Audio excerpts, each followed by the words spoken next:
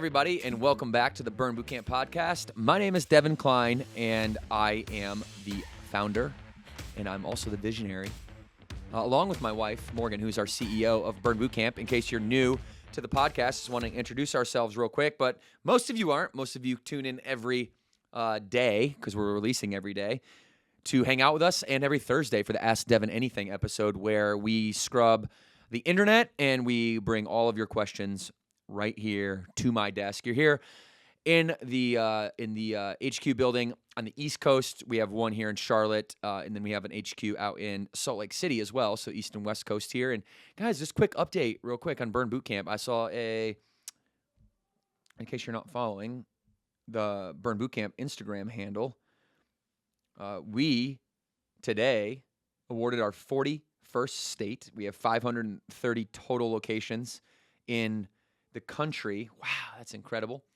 And Omaha, Nebraska is our 41st. So Nebraska, let's go. Let's get it.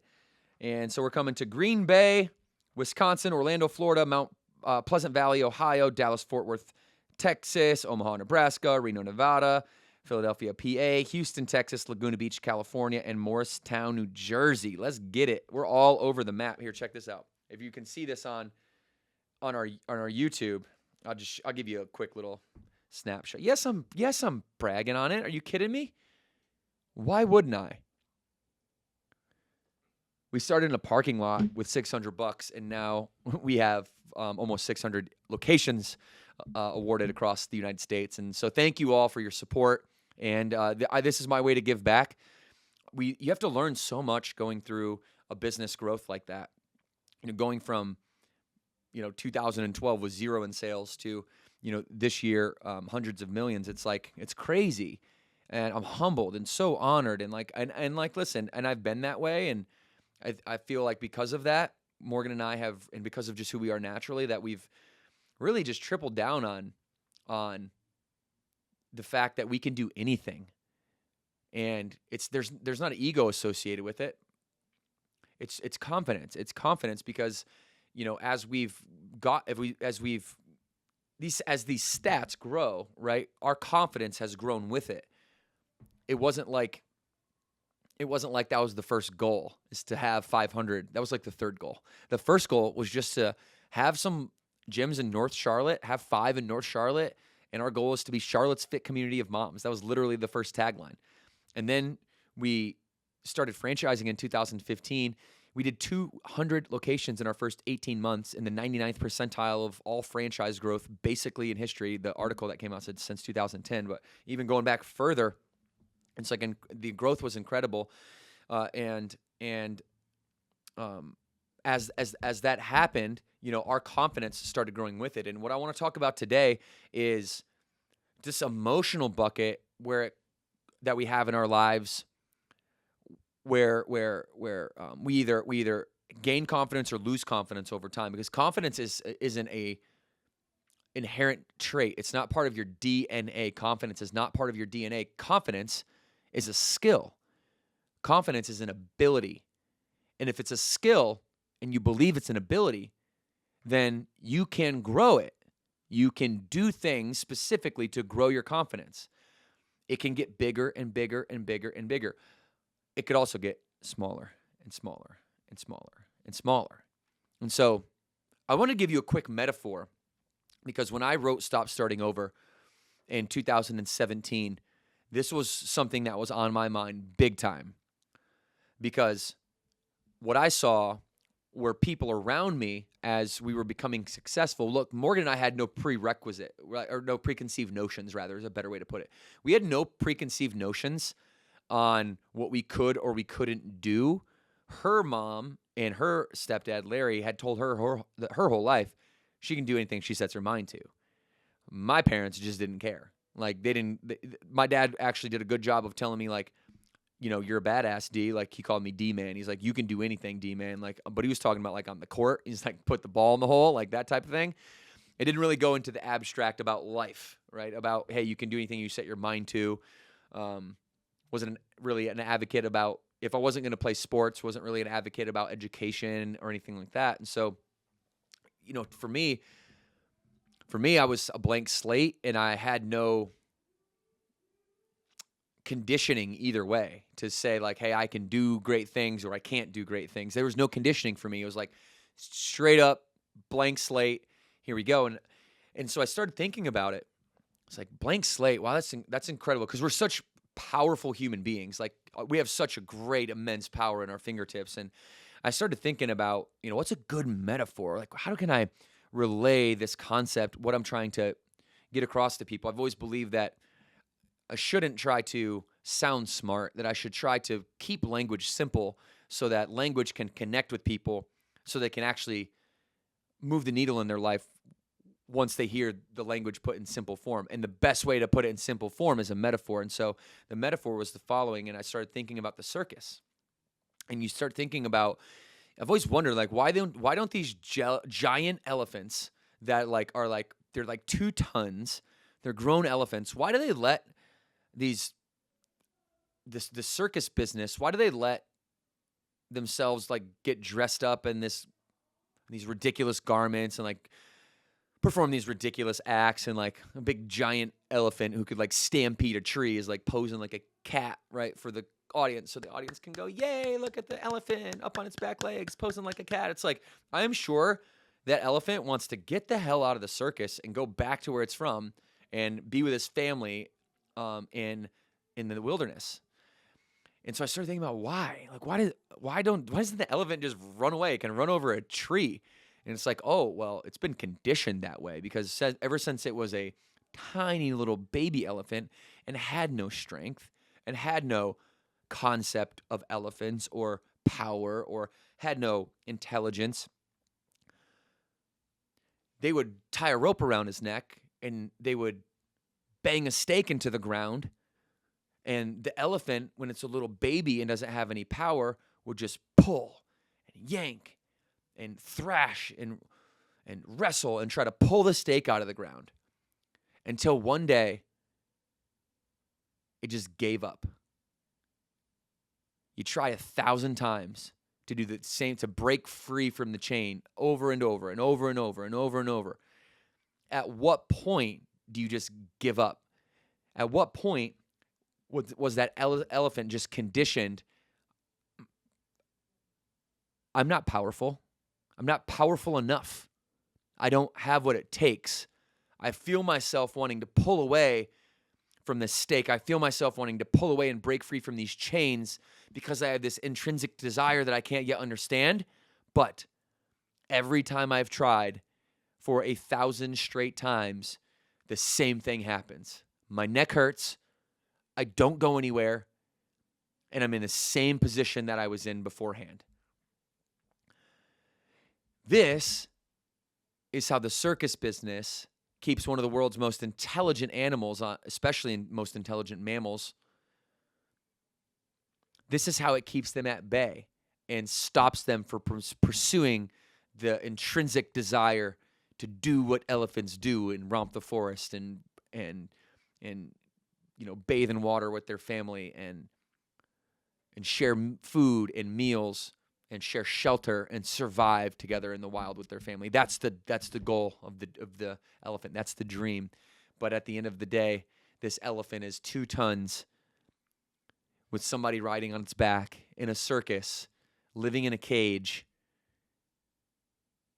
doing the cat pose, having people clap. Not the life that the elephant designed for itself. Not what it had in mind. But at this point, probably pretty happy, maybe, because you had to settle, and in order to feel good psychologically, you have to find happiness in the settlement. And that's like that's a great metaphor for somebody who goes through the same thing as a human being, only we're not tied with a chain and a stake. We're tied metaphorically with our beliefs and our thoughts. You believe one thing, you have these intrinsic desires to grow up and be great and do something different and break the chain of poverty in your family or break the mold. But your whole life, you're told you're never going to be anything. Don't pursue that. It's too painful if you pursue that. You're going to fail. that thing that you want's impossible. Nobody does that. Right? I heard an interview with Travis Barker the other day because I think he's a super interesting, creative, unique drummer. He's a drummer, Blink-182 drummer. And saying that he had his high school counselor tell him that when he said, like, he wanted to be a drummer, his high school counselor said that was impossible for him to do and that he needs to pick another career. And he got up and he walked out, right? Because he didn't have the chains on. He didn't have the chains. He knew what his power was. He could just walk away at any time. And so many of us are like these baby elephants who have been conditioned our whole life to stay put, to stay in one place, to not pull away, to not break away, to not do things that are different, to not be weird, to not go pursue what your goals and your dreams and your aspirations are because of what somebody else wants you to do. Somebody else wants you to sit and stay and perform like a cat in the circus when you're really an elephant. When you really have these wild desires, this crazy imagination, this creative energy that you are being, by not allowing yourself to pursue it, you're being suffocated metaphorically. Like, and all of a sudden now you're just settling for life. You're like in this position. You forgot how powerful that you actually are. Like the elephant can literally just like run away. It can just go right now. But the elephant doesn't have the prefrontal cortex to make that decision, and we do, and that's the difference. Is you can right now run away. You can break the chains at any time. You're big, you're powerful, you're stronger than that measly rope and that measly stake in the ground that's a metaphor for what other people told you couldn't do. No. They can't do that. And they're projecting that onto you because they probably have good intentions, and they want to protect you from pain because they probably do really love you. But their mindset has always been flawed, and they don't know it. So out of what they think they're doing is connecting with you and showing love for you, but really what they're doing is hindering you and slowing you down and trapping you in a cage like an elephant in a circus and asking you to perform their act rather than the act that you really want to perform, which is getting out into the wild. And so it's incredibly sad as I travel the country and see this play out over and over and over. Burn Boot Camp has been this catalyst for people, for them to finally realize the power that they have and to try to rip from the chains one more time.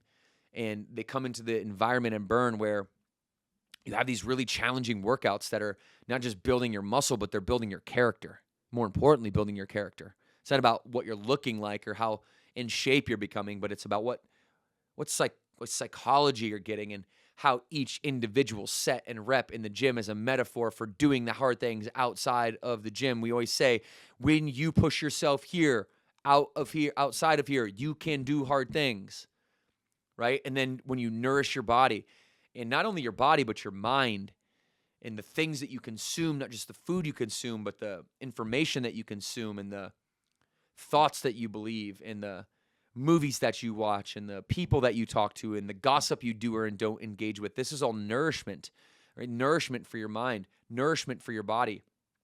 Having a focused mindset, having goals, having things that are out in front of you that are greater than you, that are bigger than you, that give you purpose and meaning. Meaning in life is what life is about. People ask like, hey, what's the purpose of life? A super esoteric question. Well, it's about the meaning you give it. That's the answer. It's about the meaning you give it. Right? What do I think my life is made for? I don't have a career. I have a calling. And that calling is to step on into this world as one man, as one family, and then to represent millions of people and tens of thousands of communities, both mentally, emotionally, spiritually, physically, psychologically, to show the world that you can harmonize a life of health and wellness, of success and progress, of friendship and adventure, and to put other people in your life ahead of yourself is the worst strategy that you could possibly have, and to put yourself number one is the only way you're going to get everything that you've ever wanted, right? And so this is what Burn is doing for people. It's giving them a another perspective. And then when we do that in a community, in a connection with other people, we're writing a book right now. I'm literally going down to the science of why all these things are working from a biological, chemical perspective. Because right now, it's all kind of esoteric and and everybody knows they feel better when they work out, and everybody knows they feel better when they're connecting with the community. But like, there's still this confusion that like, why wouldn't I just work out from home? Well, because you scientifically, chemically do not respond the same.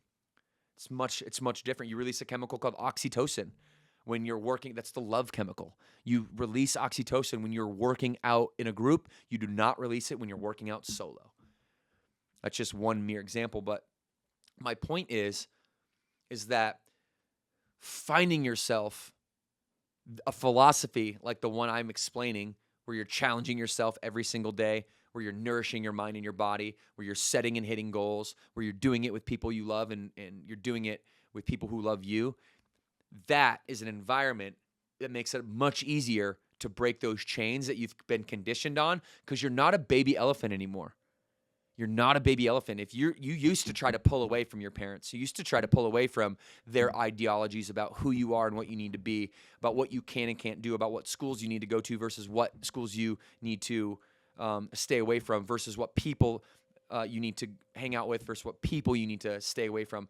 Your ideology of your parents, of your environment, of your uncle, your aunt, the people that you looked up to, your mentors, your university professor, your teachers, your coaches, all these people that told you what you needed to be, those are the metaphorical shackles and stake in the ground that aren't allowing you to be who you want to be. So my challenge to you today in the podcast is just rip away one more time. You've got the power. Just rip away one more time. Even if you're if you're the elephant in the middle of the circus, wearing the headdress, doing the cat pose, right then and there. Even if you're in the thick of it is what I mean, in the middle of it, you don't think there's any way out. There's always, always, always a way out, and it's called choices. The choices you make define who you're going to become. The choices you're making today, the ones you made yesterday, and the ones you'll make tomorrow all define who you're going to be. Because in 5 years from today, you're going to be somewhere. The question is, are you going to be in a place that you designed, or are you going to be in a place that was designed for you? And if you stay shackled down like the baby elephant, trying to rip away from the chains, just too small and too small and too small every time it tries to do it, every time it tries to break free, that it numbs the ambition, the intrinsic desire to get back into the wild. If you allow yourself to stay numb, life is just happening to you. It's not happening for you. If you're not pursuing your calling, if you're not pursuing your natural giftedness, if you're not pursuing the things in your life that are going to set your heart and your head on fire, and you're living somebody else's life, well then, that's your choice too. So, life's full of choices. You get to make new ones every second of every day. And your quality of life will be the culmination of the choices that you ultimately decide to make. And when I talk about emotion and emotional well-being and emotional health, this is where I see most people going wrong. The following quote: "Since it's always been that way, that's always the way it's going to be." People believe en masse that my biography is my destiny, that who I was is who I'm always going to be. People don't change that much. If that's your belief, you're going to go through life, and it's going to be harder because you're choosing not to do the hard things now. When you choose to do the hard things now, the universe, life itself becomes easier, because the universe for whatever reason, unbeknownst, unknown to us, rewards people who are willing to wake up today, first thing in the morning, and attack the hardest thing of the day first. So, if you're somebody that feels like you've had the rope, the shackles, the chains, with a stake driven into the ground your whole life, and you're ready to break free from that, have a transformation, have a breakthrough, go to the next level, well then, you're in the right place. You've got to get people around you that believe in you. That's why Burn Bootcamp exists. Hopefully there's one near you, and hopefully you could check it out. But there's other amazing communities around you that you can tap into that are going to give you a little bit of momentum. So anyways, everybody, I appreciate y'all hanging out with me today. Hopefully you enjoyed this one. It got a little deep today, but I really enjoy the emotional side of mastery when it comes to myself. And listen, every podcast that I do, every time I speak, any speech, any talk, any fireside chat, any Q&A out in the field that I do, I'm growing too. I'm preaching to myself. I'm always, you guys might see me like slowing down every once in a while to kind of collect a thought. I'm like, man, I'm talking to myself. That really hits home with me too. And I hope it hits home with you. If it does, make sure you leave a review on Apple Podcasts. Okay, flex on that subscribe button. There's like only 15% of people that actually listen or subscribed, and only like a fraction of that have actually given a review. So if you like this and you want us to keep this up, the best way for you to do that, we're going to do it anyways. Let me not like play that game. We're going to do it anyways, but the best way you can show us love is to go ahead and make sure you leave that review on Apple Podcasts. My team looks at it all the time. They're so excited, you guys. Like Isaiah, DJ, Leslie, Morgan, they're so excited anytime a new review comes in, because we don't just do this for millions. We do this for you. We do this for one person today who's going to do something they've never done before today because they're listening on the road, walking their dog. It's going to hit you in that right moment. So keep listening. Make sure you subscribe so that you can get your notifications, especially on Apple and Spotify. And we love you all. Thank you for listening. 2 claps on 2.